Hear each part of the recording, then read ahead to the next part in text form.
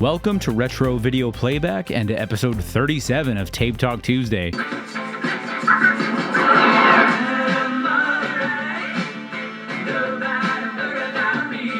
All you have to do is hear that song, and yes, it's probably going to be stuck in your head now, and you know exactly what movie it is. I'm taking a look at Caddyshack on VHS. Released to theaters on July 25th in 1980, Caddyshack is about to celebrate its 45th anniversary.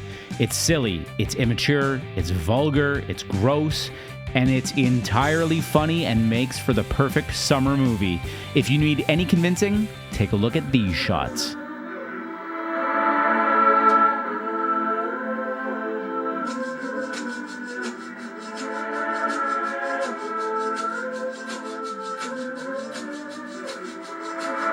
Oh yeah, that's summer. I'm not into golf. Frankly, I think it's an incredibly boring sport. Maybe the most boring sport. Yes, I know it still takes talent. But that doesn't stop my enjoyment of this movie. And while I don't like the actual sport of golf, the idea of hanging out on a golf course on a clear sunny summer day or relaxing at a country club does seem like a good time. Having been around for close to half a century, as you might imagine, Caddyshack has had various versions of home releases over the years, first released on VHS in 1981 in a couple of different versions. This clamshell case version is affordable enough, but the larger cardboard box version is a bit more expensive. I have 4 different copies on VHS here, though as you can see, 2 of them at first glance appear identical, and then these other 2 are the same design but in different packaging types. I'll explain the differences between them all as we go. Okay, so like I said, at first glance, these 2 tapes look identical, but upon closer inspection, you'll find some little differences here and there, which I'll acknowledge as we come to them. The tape on the left is from 1986, and the one on the right is from 1991, and already on the front you can see a couple of minor differences, including a captions icon on the 1986 version in the bottom right, and a WB logo at the top center of the 1991 version. Otherwise, the front covers are the same. So, this front cover of Caddyshack does not feature any caddies. Supposedly, the movie was originally written about the caddies at the country club, but as the age-old story goes, the movie was rewritten on the fly with a lot of improvisation happening, with Bill Murray unexpectedly taking on a key role in the movie. And in the casting process, we hired such high-powered adult talent, Rodney Dangerfield and Ted Knight and Chevy Chase and Bill Murray, that inevitably all our creative attention went to making those characters work, and the caddy story kind of didn't fade into the background so much as the story of the main caddy really got interlaced. So instead of caddies on the cover, we've got Rodney Dangerfield, Bill Murray, Ted Knight, and Chevy Chase. It makes sense. Those are the big names in the movie, and the reality is that's what's going to bring audiences in, even if half the movie is about a caddy named Danny, played by Michael O'Keefe. The main image behind the 4 characters, who are in a golf course hole, a non-existent 19th hole at that, is the country club. At the very top is the tagline, "The Snobs Against the Slobs," and closer to the bottom is the Caddyshack movie title in a yellow 70s font. Below the title are production credits. I like this cover. It's not like incredible or anything, but it's retro, it gives you an idea of what the movie's about with the country club setting, and it shows you who you can expect to see in the movie. Well, some of it anyway. Shifting to the 1999 covers, we've got a similar design, well, similar aspects anyway. The 4 characters from the 86 and 91 versions are again featured here, this time as floating heads in the sky above a golf course. Then, notably, we've got the introduction of the gopher that's seen throughout the movie. If I had to guess, I'd say that when making this movie, they didn't realize how much people would like this gopher. Then, in time, it grew in popularity, even getting its own merchandise, and then featured in the center of this cover, which was also used for the DVD release of the movie. At the top of the cover is a WB Special Edition banner, and near the bottom it states 19th Anniversary.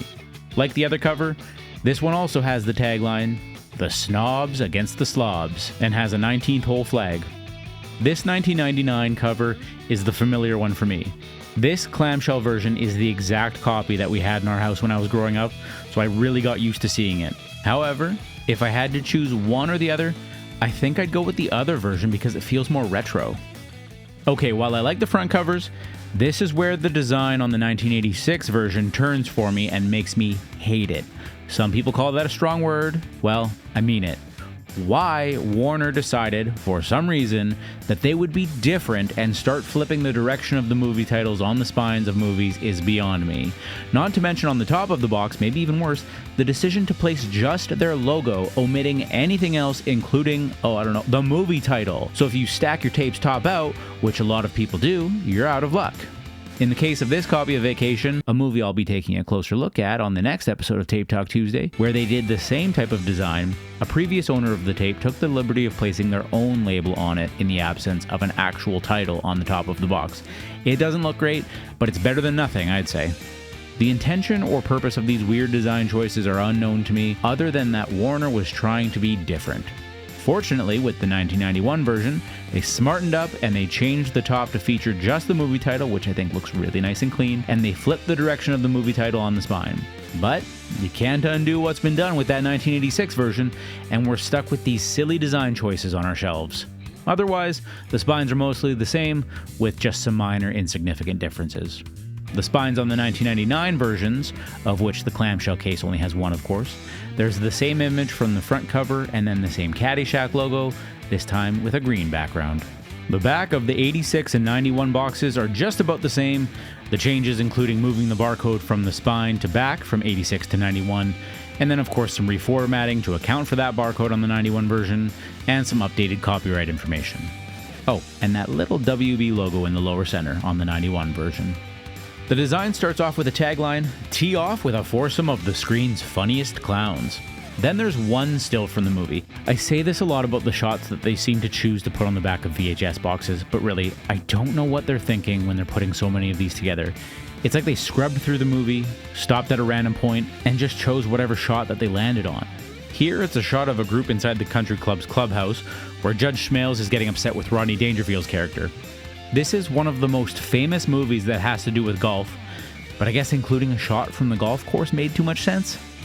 Other than this random choice of still, the majority of the back of the box is the write-up. The greenskeeper is about to start World War III against a gopher. The judge plays to win, but his nubile niece has her mind set on scoring her own way. The playboy shoots perfect golf by pretending he is the ball. And the country club loudmouth just doubled a $20,000 bet on a 10-foot putt. Insanity? No. Caddyshack. This is so bad so far.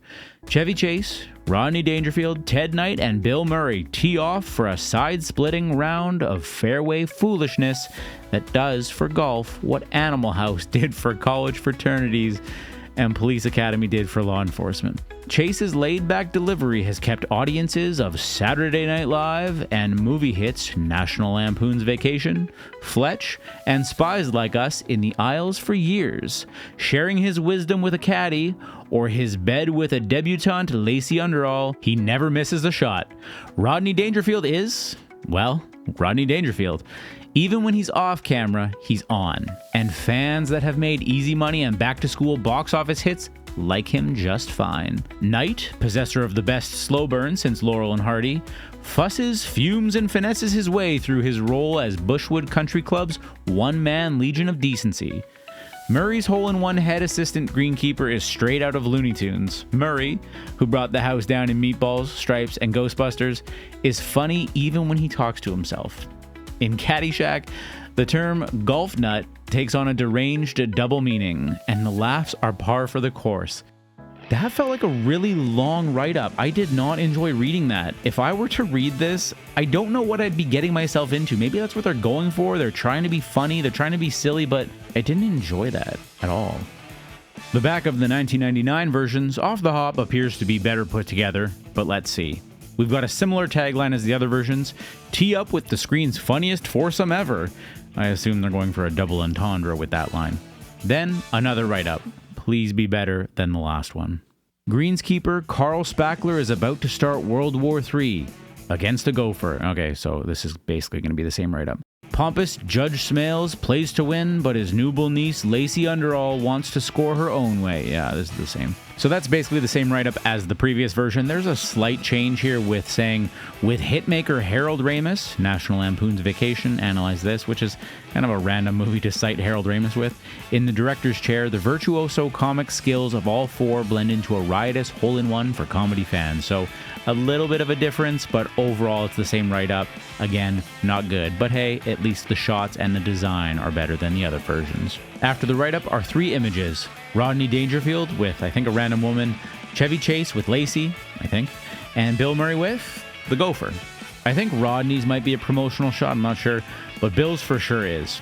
So yeah, a much better choice of shots than the other version's backsides. Then we've got special features before the movie. All new documentary, Caddyshack, the 19th Hole, featuring outtakes, other rare footage, and reminiscences, am I saying that right? Reminiscences by Chevy Chase, Harold Ramis, Mark Canton, John Peters, and other veterans of the production. Also, the original theatrical trailer. The Laugh Fest begins with the greatest golf movie of all time, the new special edition of Caddyshack, which includes a new documentary. No big deal. Featuring never-before-seen outtakes and interviews with the cast. Nice try. Along with the original theatrical trailer. Somebody step in a duck. On another version of the VHS, this bonus material is cited as being released for the first time for that VHS release. Closing us out are the usual credits, copyright information, and so on. Moving along to the tapes, on the 86 and 91 versions, we've got WB's usual labels. First, the oversized label WB was using in the 80s. Seriously, who was making these design choices back then? And then on the 91 version, it's basically the same label, but smaller, the appropriate size label. The 1999 tapes are different, surprisingly. They're similar, but the cardboard sleeve version has a strip that reads Special Edition. It looks to me like the clamshell case is a Canadian print, so that would explain the difference in the labels. As a bonus, because there's absolutely no way this movie's ever getting an episode of Tape Talk Tuesday on its own, here are two versions of Caddyshack II on VHS. Honestly, I've never actually seen this movie, but by all accounts, supposedly it is not a good movie. I'll watch it eventually, and if I hate it, these tapes will get thrown out of the collection, but until then, they actually match the first movie quite well with a similar design to the 86-91 design. Despite many releases over the decades on formats from VHS to CED, Laserdisc, DVD, Blu-ray, Caddyshack hasn't received a release in quite some time, not since the release of this original Blu-ray from 2010. There have been plenty of reprints, I'm sure, but while other movies that are in a similar vein as Caddyshack have received 4K Blu-ray releases, Caddyshack has not yet received such a treatment. But that's fine. As I always say, a movie like Caddyshack is a more enjoyable watch on VHS anyway. And with that, we find ourselves at the end of our discussion of Caddyshack on VHS, and the end of episode 37 of Tape Talk Tuesday. Thanks for watching Retro Video Playback. I'm not talking. Stop talking. Not talking now.